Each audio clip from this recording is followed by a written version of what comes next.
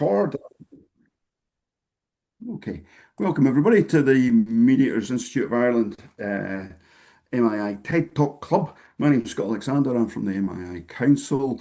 We've just been watching a TED Talk by Christiane Marie Abu Sarah, and her TED Talk was How Daily Habits Lead to Political Violence. Now, we're not going to talk about that in particular, but what we're going to say is, were the things in this video that would be interesting, that would be relevant to mediation and mediators? We have a panel of three today. Unfortunately, Michael Lang couldn't make it today, and Jenny's had to pull out, Jenny Buzak, but they'll be back next month. Don't worry. But we do have a wonderful substitute. Seeing as our video speaker was just talking about different teams, and we have, if we can get it, Sean O'Bweel. Let me read out his biography. Just a little second here. Where is it? Yes. Sean O'Bweel is a mediator, storyteller, and conflict resolution trainer from Newcastle, County Down, with over 30 years' experience of working with a wide range of peace and reconciliation groups throughout Northern Ireland and internationally. He originally studied community youth work and has postgraduate qualifications in peace studies, Gestalt practice, advanced group work skills, community relations, mediation, principle negotiation, facilitative leadership, restorative justice, and family group conferencing. Welcome, Sean. Thanks for making the rest of us feel so inadequate. The first question that we ask the panel is really, is there one thing from the video that we've just watched that you picked up on that you want to feed into today? Okay. And the thing that struck me, I was just running a cross-community conversation last night. We call it South Down Community Conversations between Irish language speakers, Unionists, Loyalists, Republicans, and a wee simple demonstration of this is what we use for name badges, which is just ordinary sheet roll of masking tape with a name written on it. And the reason is deliberately because of that whole thing about us and them and the difference. There is a tendency amongst professional mediators to, because of their own nervousness, to want to be taken seriously. They tend to have Dr. O'Boyle on a lanyard on a wee card around their neck, which nobody can see, but makes them feel secure. But what it actually does with people who are who don't have those titles, it can emphasize the difference, emphasize the feeling of us and them, the feeling of threat and difference. And a lot of the things that we do under the guise of being professional, like having a proper big file when we're talking to people, may actually be exacerbating those differences and those sense of us and them. I always use, and right now I'm using a wee notebook that size. And it's deliberate. This is not accidental. We use the Breton laws of Fáilte about bringing people in, giving them a seat, giving them something to eat, something to drink, so that they are reminded of their familial experience of hosting, as opposed to you're a professional and we're going to have an investigation and we're going to find evidence about who was wrong. So deliberately not triggering those us-them responses, those emotional cues of outrage, is a key part of what I think we need to be doing in terms of rehumanizing ourselves as mediators. That's the first thing that came to me. Okay, that's very good. We will be picking up on those types of things. And I think we were chatting earlier. We do. I think we just throw this together, folks. We were chatting beforehand, before we came on live, about the way that the mediator shows up, and presumably you think about whether you're going to have a beard, Sean, whether you're going to use your little notebook, whether you're going to use this kind of thing, whether you're going to have a name tag at all, where the mediation is, who the parties are, and if you're dealing with an executive level person, there's a power imbalance anyway if they're looking at a direct report. And do you show up in what am I wearing today, a polo shirt as opposed to a proper shirt? That type of thing can have an impact on the parties. And how might that help you as a mediator, and how might it hinder you or impact the parties and impact, I suppose, the frisson and the atmosphere within the mediation itself? Okay. So look, we'll come back to that issue. We do have other panelists who have been here before. that you will know if you've been on this thing before. And we have Ilona Kuplik, who left her home country of Germany with her family in 2011 to live in the southwest of France. You're in Bordeaux, I think, isn't it? In 2016. They lived in Ireland for a year where she discovered her love for our island and its people. Since 2019, she has been on the panel of mediators, Family Mediation Northern Ireland, Belfast, and is an MN registered international elder mediator. She's also CEDAR accredited and a member of the Association of European Mediators in Paris. So, same question to you, Ilona. What thing did you pick up from the video that we just watched about how daily habits impact on political violence? Oh, you're on mute. Yep, I've done mute. Yeah, yeah. Schoolboy error, schoolgirl Oh, error. I just said thank you, Scott. Yeah, take it back now. Okay. No, so I wrote it down. So at the very start of the video, there was something which really triggered my interest and my curiosity. And she said something like day-to-day decisions that led up to the moment an individual, whoever it is, decides to pull the trigger. So, and I was thinking about parents when they come into my family mediation practice and they have this little backpack on their shoulder and they try to find out a solution or to find a solution for their future life as parents, separated but as parents. And so that they're coming with a big knot of problems, issues, things they want to talk about. And this takes time. And when I think day to day, like, like the decision to come to mediation or decision to separate and then to find out a solution for their children, this takes time. So this is not something which is happening in a day or 2 days or so. So they're living for a long time together, more or less long time together, but then coming to the point where they can't do this anymore. And so it's a long time. And then they come with a lot of hope to the mediation as well and think, oh, this has to be very quick and easy and so on. But it takes time to unknot the knot as well and to take maybe probably a bit more time even than the time it took to make the knot and or to create this knot of problems. So that was one thing. And our other panel mediator who was there before but who left, she said something very interesting, and I think I would like to share that with you. That was the information bubble. So when then what she says in the talk that people are really like living in this, they are really creating this bubble around them, and then they're listening always to the same news, to the same people, being surrounded by the same people, and really feeding their narrow-mindedness actually then with what they hear, and that they don't look left or right anymore, just right in front of them, and that's something really triggers my interest as well. And this is definitely something we live in mediation. Okay, People are thank you very coming with a much, different problem. Ilona. So there's a couple of things there. One is being conscious that Sean's bringing up there about the way that we could impact on the parties and either, it's almost like the scarf theory, you're either pulling them in or you're pushing them away type of stuff. And then you're bringing up, well, okay, they've come that day.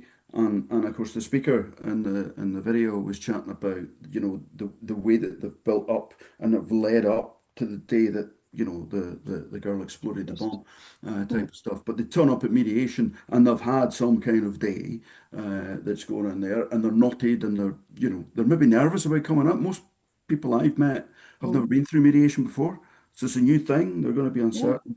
And then, of course, you've got this fact that they come there having been in a dispute and they've surrounded themselves with an information bubble, a kind of echo chamber, which Yeah. reinforces their beliefs. So Yeah. again, that's another big knot to unpick because they're saying in their own head, like, I've come here and this is where I've come from and this is what I've got to defend. And there are, of course, psychological elements to that. Our final panelist, and then we can bring everyone else in if you want to come in with questions. Obviously, you can drop them in the chat. Is Avril Sheridan. Avril is a former litigation solicitor of 22 years' experience who has seen the light and is now a full-time mediator with particular expertise in the area of separating couples. With a focus on client-centric solutions, Avril is proud to offer her expertise in navigating complex family dynamics. There you go. Her background equips her to guide you through the intricacies of conflict resolution, ensuring a swift and effective path forward. This year, Avril was named, it was last year now, was named Most Professional Mediator in South Dublin by the EU Business News Irish Enterprise Awards. There you go. Last year's hero, Avril. Same kind of question. Somebody else's turn this year. But are you still capable of picking up something from a video that you've just watched 10 minutes ago? What are you Um, doing? I, I just think, from it isn't just in family. I think even in the kind of workplace or kind of have a commercial where there's partners arguing over valuations of company shares of this, but almost what you see developing in any mediation is almost a paranoia bubble fills up. As you say, they're coming in with their team behind them. I have to get this, I have to get that. So it builds into paranoia and a huge bias of the other side doesn't see my side. So it is quite amazing the way this builds up, and the mediation is a huge unpicking exercise. It really is. So I think we come across it all the time. Okay, thank Yeah, you very much, Avril. So again, I suppose a similar theme there. We've got complex beings in front of us. We're complex enough ourselves, but hey, yeah, we're comfortable with what we're comfortable with, which is the point that Sean's making. Sometimes we get a bit too comfortable, and that can have an impact. But we've got these complex people coming with complex problems, and there's a lot of unknotting or yeah, unpicking and trying to help them see, if you look at the video, focusing on yeah, some similarities that make them yeah. think they're in the same team. And I was very struck, Avril, with the point that the speaker was making about how in a millisecond, if you're told to change teams, Mm. Yes, then that was you you interesting. you, you, you automatically say they're the Yeah, enemy now, and yeah. I'm going to take pleasure out of that. Now I know that Alona, being German, doesn't know the meaning of Schadenfreude, but I do, and I think I that's do too. I that's invented it. I'm personal. what we're chatting about. So so is that something you see in family stuff? I'll keep you Avril for a minute, and I'll come back through the panel. Is that something you see after a period that you pick on one thing, or is there something that's almost like a key to breaking the parties and seeing them changing sides, if you like? It's not, I don't know if there's any particular key. I think it's a gradual process. Mm, It's a constant little bit of picking. mm, Okay. It's kind of reinforcing that's interesting, but the other side's quite interesting too. So it's going back and forth between them, really. Yeah, I think you've got to unpick the structure of the way they have got into becoming so fractious. But that's at the same in any mediation. Like I think commercial stuff is just as difficult. There's no doubt about it. Okay, okay. I'll Oh come yeah. come back to Ilona just on that point, I suppose, about the way that people can change fairly quickly, Yes. but they're in this bubble, so they're not going to change unless you can burst the bubble in some way. That's Yeah. effectively what the learning is from that. So is there any on that point or anything else that you've heard that you want to pick up on? Yes, when Ariel just said that they're coming and they you have to pick the things, and like they are through in any mediation, every Yeah. participant is coming with a change, maybe in a sort of in a form change personality, because well, Yeah. the they for example, if it's just two people working together, so they work maybe in other places and then they work in one workplace together and they have a problem.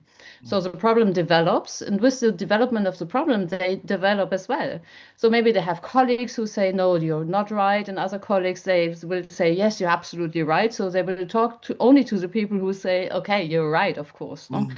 So the thing gets a completely different dynamic. But this means that the problem gets bigger, but it Yeah. is also that the people change with the problem. And you know, like in family mediation, I don't know how many times I already heard, ah, here we go again. That's how he is. It will never change. The family is always like this. So is this us and them again? So what you said, Sean, at the start, it's like once I have no argument on my own anymore, so I'm empty by saying or to explain why I'm here with my problem. I just point fingers, or I say, okay, they said to me that this happened, and I have to do this and this. So we're hiding, the people even hiding behind opinions, communities, workplace, to colleagues or whatever it is. So Yeah. they change, and it gets bigger and bigger and bigger. And that's what I meant at the start, that it's so difficult the moment when they come into mediation that or I try to be very clear that, okay, the past is the past and the present is here now, and we want to talk about the future. So the past is important because otherwise you wouldn't be Yeah. here. But what did we learn from it? What can we learn and what can we take from the past to create a better future? So to really like to put a spot on the moment, like it's now and here and for the future and not for the past. And people really have to understand that. And I think in commercial mediation, when I do commercial, it's more difficult even than in family, because the Yeah. families, they really see, okay, well, we have to change something, otherwise it doesn't go anywhere.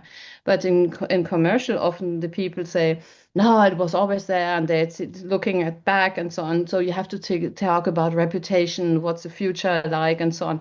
But it's more difficult, I think, in commercial than even in family, because they come into with a different mindset into the Okay. mediation. So you're trying to get some kind of paradigm shift. If we're bringing Sean, Sean O'Wheel, Yeah. you do deal with people who have been active in political violence, or certainly have in the past, and there's a paradigm shift Absolutely. in their thinking. They go from violence to non-violence, and hopefully anyway. And it's certainly it's Mhm. been a big feature on the island of Ireland, and particularly Northern Ireland.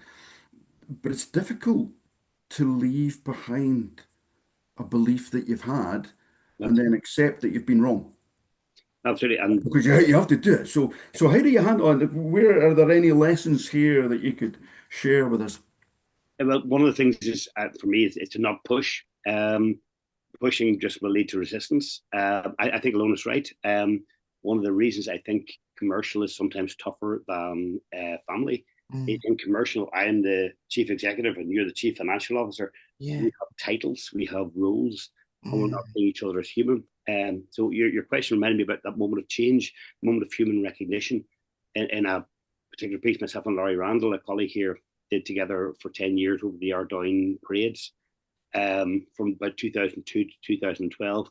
It took that long to work Mm. through a lot of negotiations about a lot of parades in that Ardoyne area between Loyalists and Republicans. And when we were coming near an agreement, we needed to bring into the room everybody who could wreck that agreement, which included Loyalist paramilitaries, Republican paramilitaries, Unionists, Nationalists. And our culture, as you know, is the people try to sneak into the back of a room. So I'm at the front with Laurie, and people are trying to sneak into the back and not be too committed. And they sit all on one side, all Republican, on the other side, Okay. Loyalist. We deliberately had to keep it very private, so we didn't have anybody bringing tea and coffee and trying our sandwiches into the room. And we said we'll do our own refreshments. So what we brought was fruit juice and grapes and Rolos and chocolates and paper cups.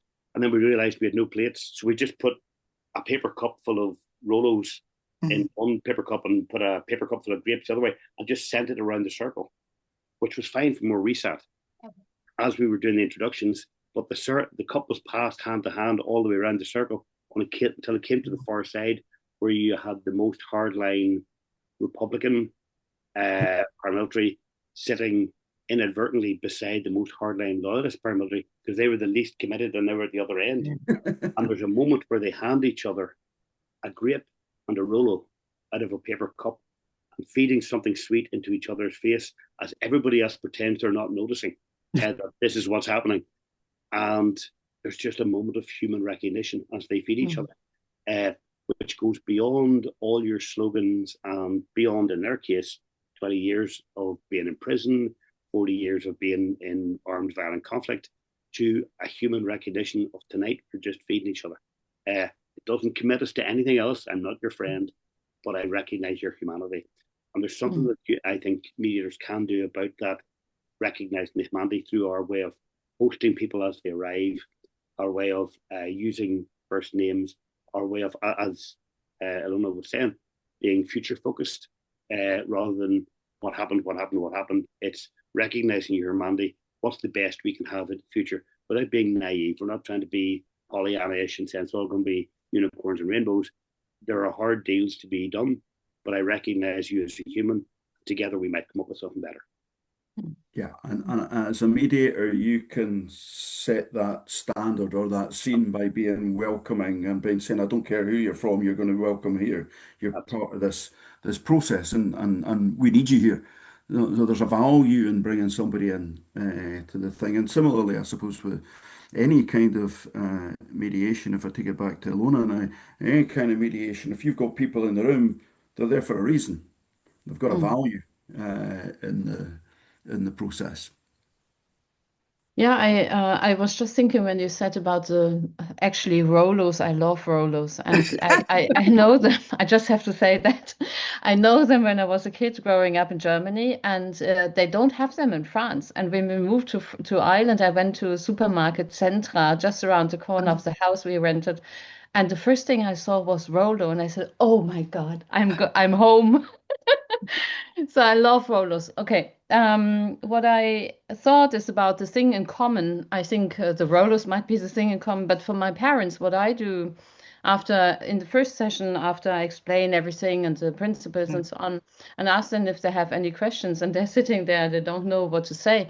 Then I ask them, okay, listen, I have a sheet here, and I would like to that you pen picture your child or your children, and they are really sitting like in opposite directions, nearly not looking at each other, only focusing on me. And then suddenly, when they then look at each other, because they have to admit already who's starting and who's telling about the blonde hair, the brown hair, or the blue eyes, or the brown eyes, and if they're social in if they have friends, the children, so that because they say, why do you want to know this? And I say, well, these are the most important people here in the room, but they are not here with us.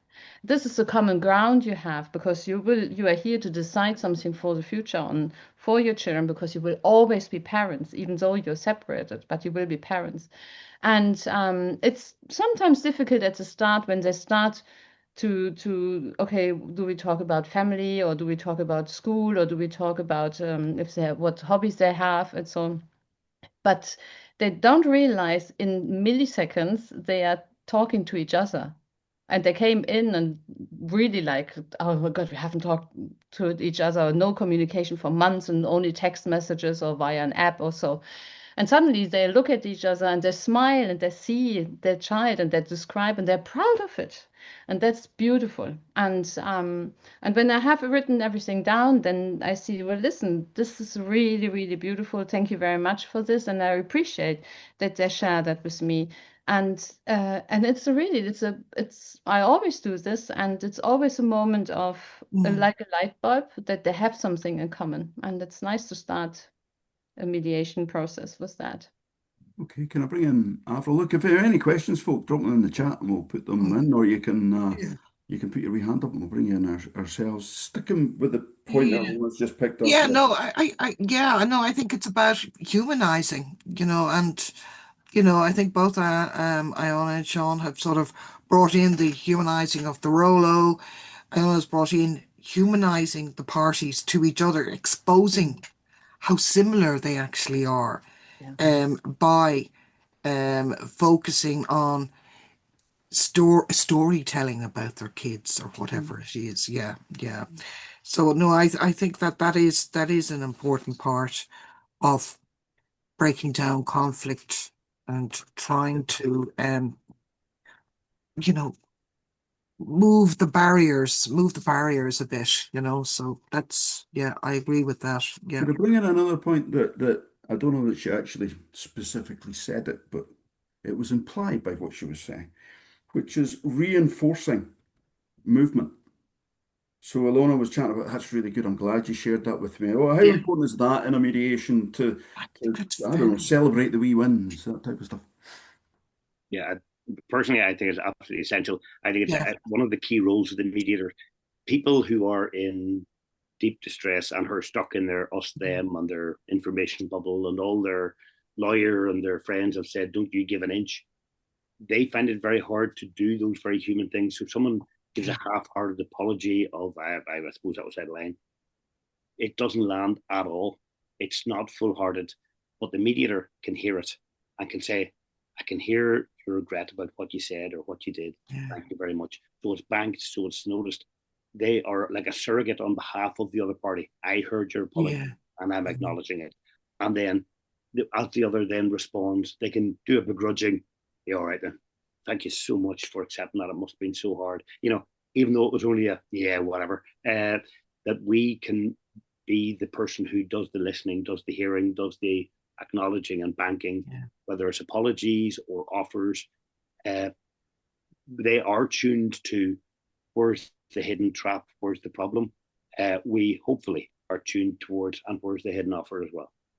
Okay, can I maybe stick with you, Sean, just a minute? Because you're biased, right? I'm biased. We're all we biased. all are. Yeah, I Hold get on. that. We're all biased. And unfortunately, my biases are towards Heart of Midlothian Football Club, which is a very good football club to be biased towards at the minute for the first time in 40 odd years.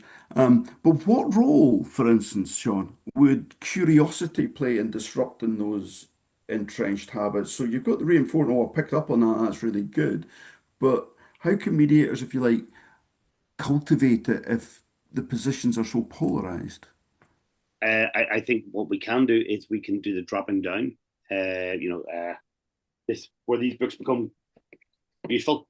Uh, Difficult conversations. Phil Patton and Heen. So that idea of dropping down from the boring "what happened" conversation. You did that? yeah, No, I didn't. Yes, you did. No, I didn't. Yes, you did. No, I mm, didn't. It's dead, pretty dull. It's very high energy, but it's dull mm, because they don't drop down to the feelings, and we yeah, can help guide that and say, and how did you feel when that happened? yeah, Being very careful not to say, how did they make you feel? But helping them saying, how did that land with you? How did that impact you? How yeah, did you feel when that happened? And when they're able to drop that level, which is no longer boring, then drop them down to the, what did that mean to you? So yeah, getting the idea of what is the meaning, what is the consequence.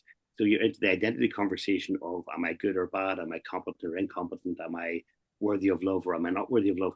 They can't drop down there from a position of conflict. It's too hard.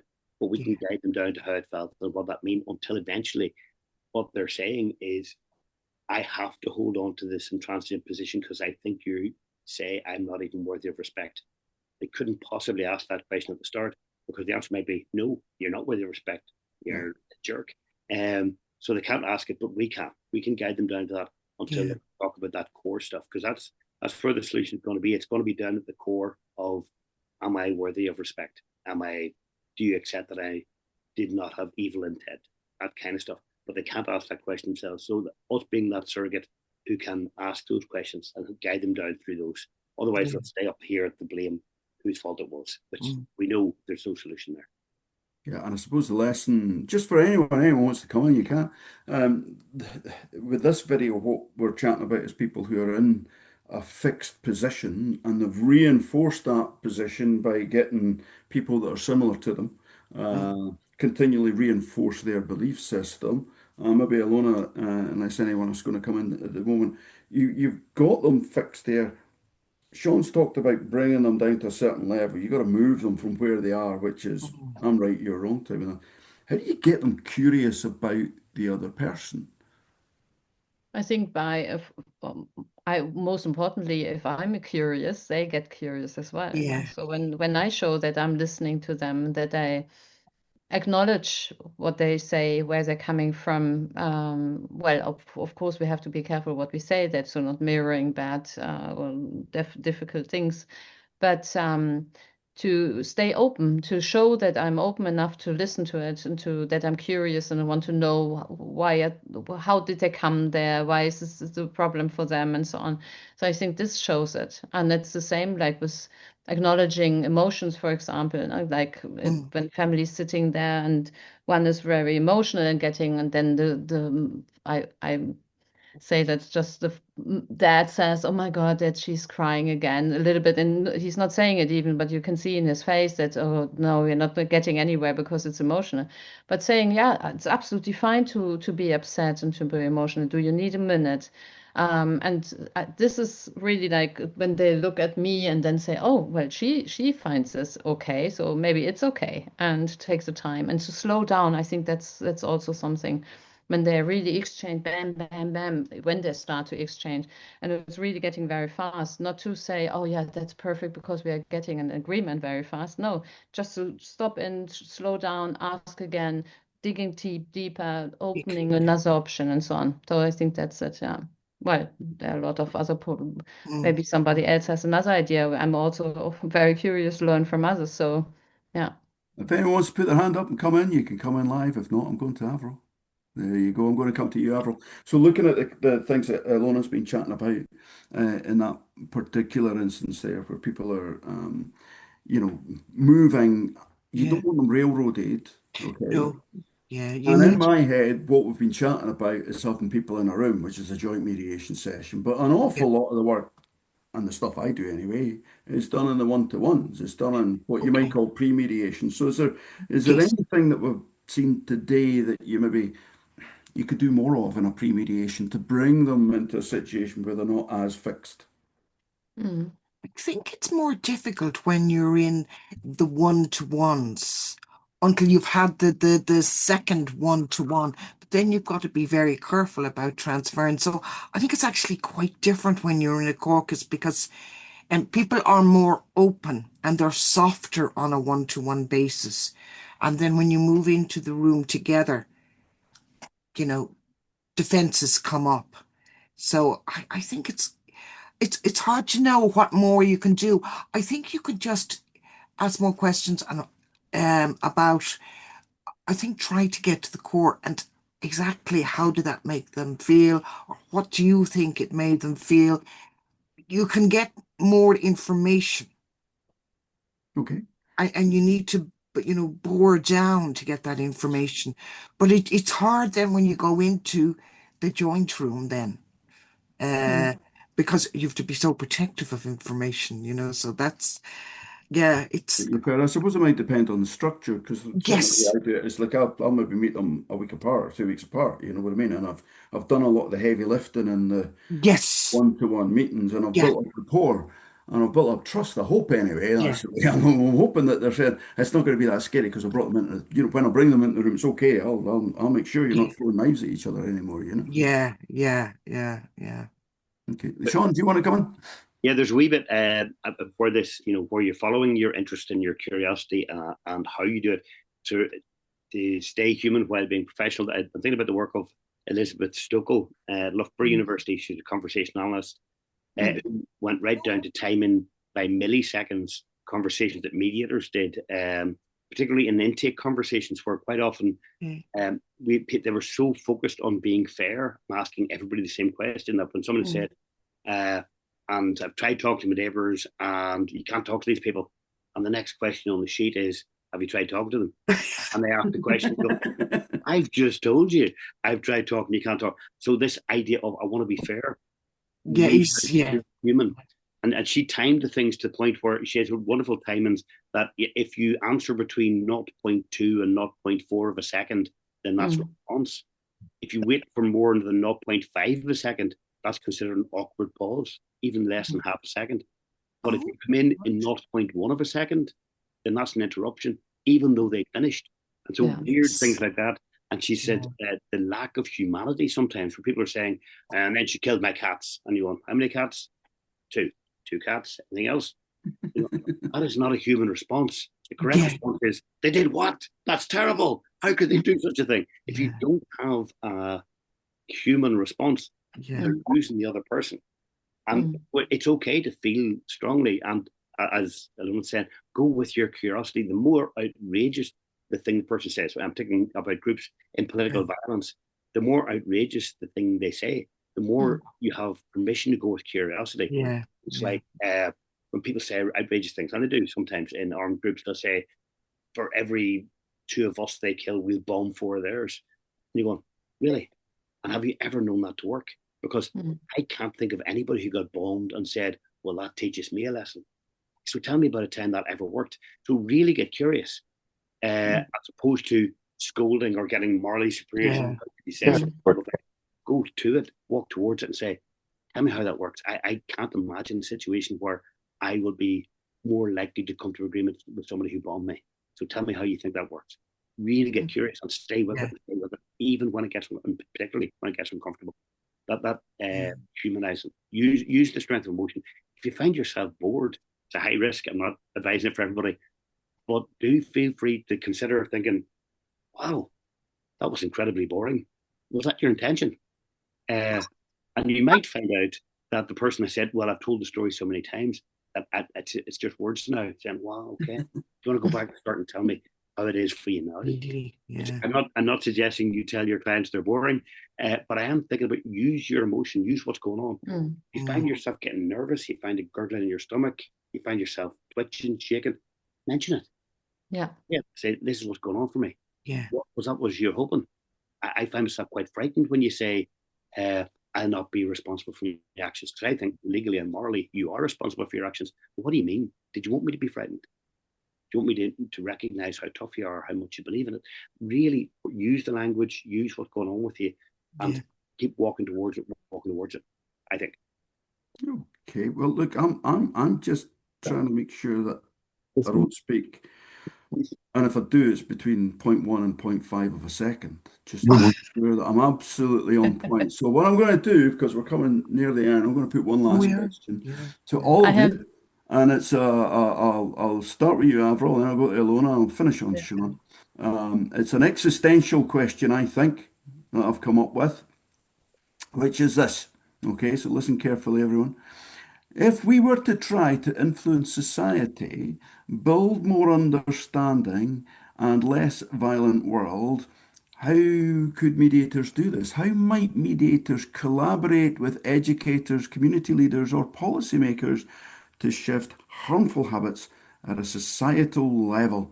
And for you, Avril, is it even feasible or is it disingenuous in a world where might is deemed right by the world's most powerful leaders? And I just wrote that before we came in. Yes. But yeah, I mean, is there anything, are we, I don't know, pissing on the line? Are we arrogant to think we can make a change? I think we're bound to make an effort to make a change. But to suggest that we are definitely making a change, nobody can be sure they're making a change. Okay. We have to try. We have to keep trying, Yeah. even in the face of overwhelming odds. It may not be Absolutely. overwhelming. I used that word and it may be the incorrect description. Okay. Ilona, let's move on to you. You're in France. There's no problems ever in France. You don't have No, title issues. I've noticed that. but they're not striking. And all that kind of stuff. Not at the moment. Not at the moment. Not at the moment. That's because she's too busy at the funeral of Brigitte Bardot. But anyway, let's think about where you might come in. How can mediators make a difference? Avril says we're bound to try anyway. How can we make a difference? And are we just depressing ourselves? No, I think being there for the people. I think that's I was a lawyer. I was working for 20 years as a lawyer, and I nearly never went to court. So I always try to find it like this, and then I gave it a name, and it was mediation, and then I changed to mediation. And I think what the people always told me was that they were amazed how far I went to try to change things for them. And as a lawyer, it was easier because I could advise them, I could do and decide things for them, and I had really to change this for the mediation. But I feel when I go to mediation, even if I have to enter mediation because I see it doesn't work, or the people go and say, well, I don't want to continue, even then I have a good feeling because they tried, they saw was something. And maybe sometimes they say, oh, it was just too much work. I can't do this. It's too emotional and so on. And then it's fine because I don't want to cause any more harm. Yeah. But I showed them, or they saw maybe themselves, that solving a problem is work. And I can go to a lawyer and give him or her a lot of money to solve my problem. But if I have the courage and I have a mediator by my side taking me through this process and trying to solve it myself, that's the full aim, I think, and that's what I always will try. Yeah. Okay, thank you very much. We'll finish with you, Sean. Same question. Can we change things at a high level? Yeah, Ilona, you were going to say, you're going to reference a book. It almost appeared for a second. Yes, that is a talk by Elizabeth Stokoe. Okay, good. Okay. Yeah, and there's a very good TED talk with her on actually what you said with the seconds and so on. Okay. And she said something very interesting as well. There's one word how every mediator can change, because she's really referring to mediation, and she says there's one word with which every mediator can change a mediation. Stop saying why or asking why, but saying how.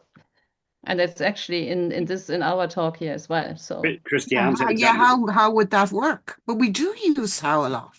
Yeah. Yes. Yeah. Because we have to try and think, how's that going to work going forward? Absolutely. Yeah. Okay, Sean, finish us. And I think that's enough. Given the time that you've had, I think I'm only going to echo exactly what Avril said and exactly what Lona said. That's exactly that humanity, that reaching forward, the future looking, and how are we going to get there? I don't need to add more. That's wonderful as is. Super. Thanks to Ilona Kuplik, to Avril Sheridan, and Sean O'Brien for coming today. Michael Lang will be back next month. That we're doing. I can't remember what the video is. I can't even remember the date. Perhaps Alison will come in and remind me, or somebody else will remind me what the date of the next one is. If you have any ideas of TED Talks, send them in. If you've got that book reference, send that in. We'll circulate it, and I hope that you've all enjoyed it. And if you think it was, tell us. If you think you didn't, then don't, because it will just upset me. Grand stuff. We will see you next month, and we'll have some fun again. You can get it and share it to everybody. So hope you enjoyed it. Take care, folks. The 10th of February stuff. 10th of February. Thank you, 10th of February, yeah. Grand stuff. We'll see you on 10th of February. Tell your friends. Tell your friends, folks. Yes, at least 10th of February at 1 o'clock. Yeah, perfect.